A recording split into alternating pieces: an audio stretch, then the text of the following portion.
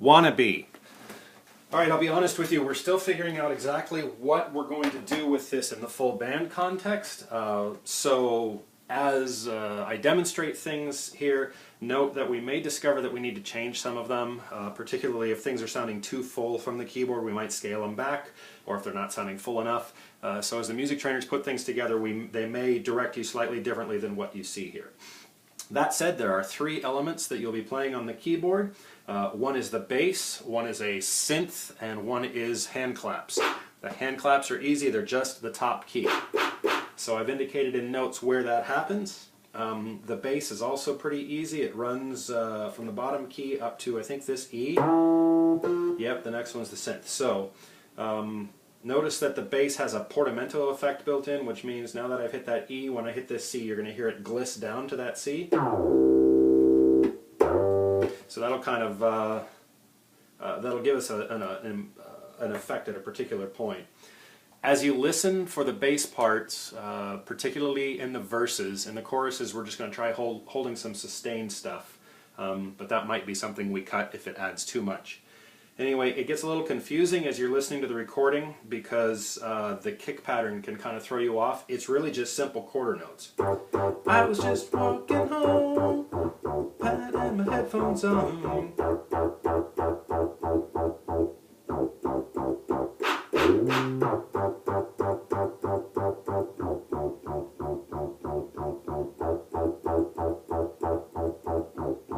This world just keeps on trying.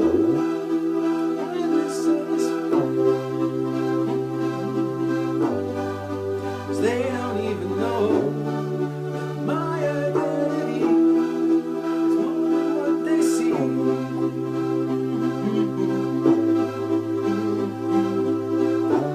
So I can be what I wanna be. Oh, oh, oh.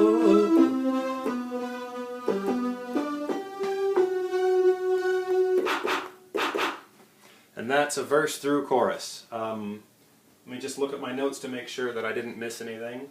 In between the verse and the chorus, when you're going from the bass stuff, make sure you put in 4 beats of silence. Get those hand claps in the verse in the turnaround. 3, 4, 1, 2. Whoops, sorry. 2, 3, 4, 1, 2, 3, 4. 1, 2, 3, 4. And then at the end of the chorus before the turnaround, so I can be who I want to be, we want to put silence in there as well. Notice that the bass drops out at that point. You've got these sustained parts, you're just holding a single chord through the choruses. I'm not a single chord, a single note in your left hand. See, this is bass, this is the synth.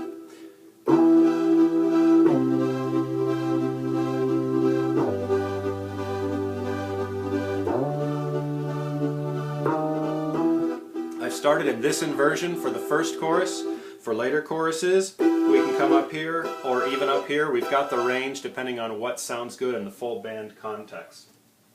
Anyway, we'll throw that 4-beat break in at the end of the chorus too. So I can be who I want to be. Oh, oh, oh. And then there's no more bass in your left hand for the turnarounds. It's just a single melody line. And you don't need to play exactly what I'm playing, you can fool around with it, but there's one very important note that you need to know about this slicer. You hear how, I'm sorry, by slicer I mean the rhythmic element that's built in under this pad. That kind of shuffling thing there. That's synced so that as soon as you hit a note, the pattern starts.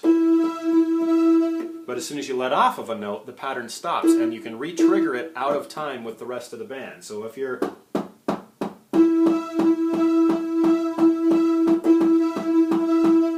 You hear how you can get off there. So the way to avoid that is make sure that you never... that you're gluing all of your notes together. You're not putting any space between them. If you do...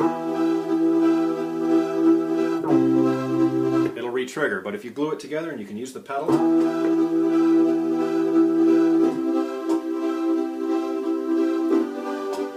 And that's true of single notes as well.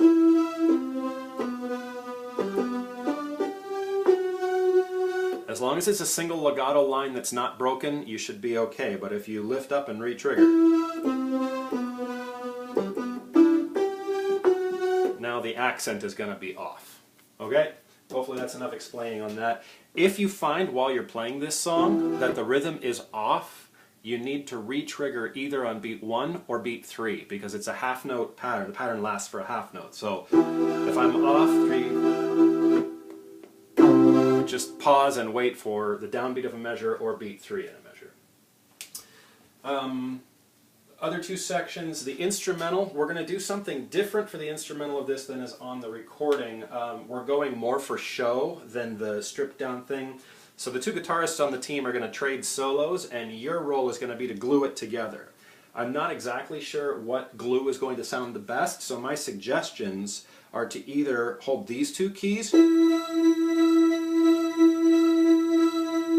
or these two keys. Of course, there are other options. Those are the starting points that I would use depending on what it sounds like once we get the guitars in there, etc. When we come out of that instrumental, we're going into a breakdown, which is really full, big pad feature, and I'm suggesting a really full voicing. This world keeps spinning.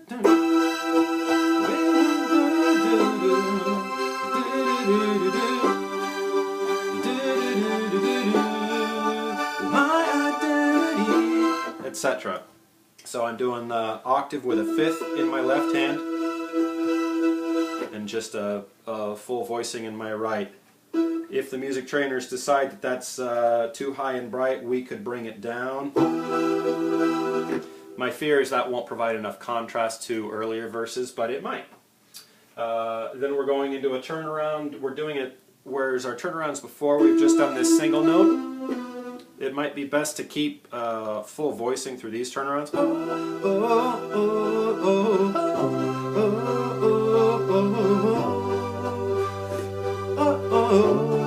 I can be who I wanna be. Remember to get those hand claps in there. Okay, I'm sorry this video is going to be really long, but I'm going to try playing a little of this back just so that you can hear how it works together with the song.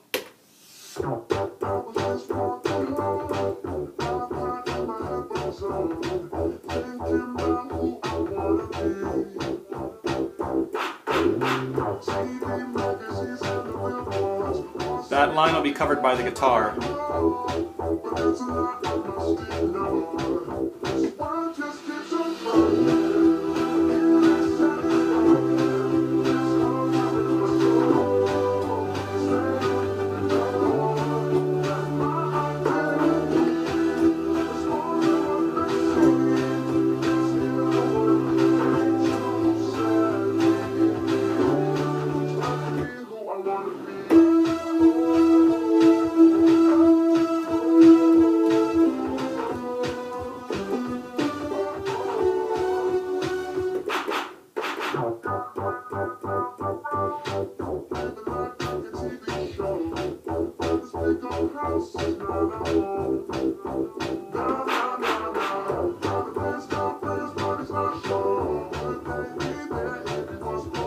I'll try a higher inversion this time in my right hand.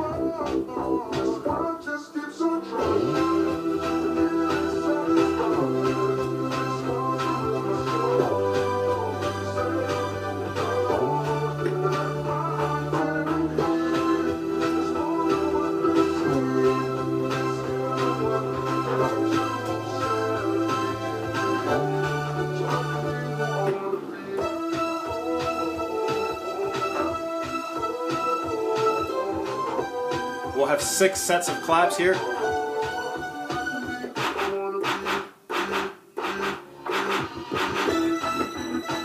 Oops, there's these two.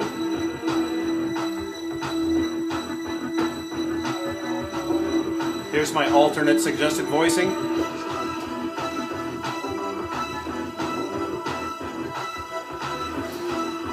Here's great big pads. Watch that break.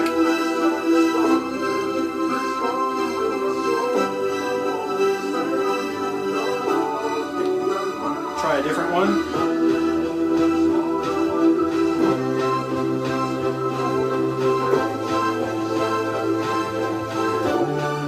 I'm going to keep full here.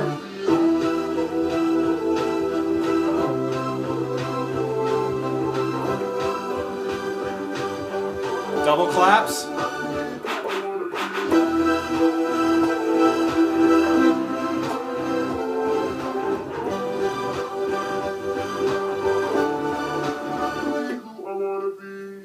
And if you noticed, I got off there, so I just, the rhythm got off, so I just let go of the keys and waited for a downbeat. Okay, 10 minutes. Sorry.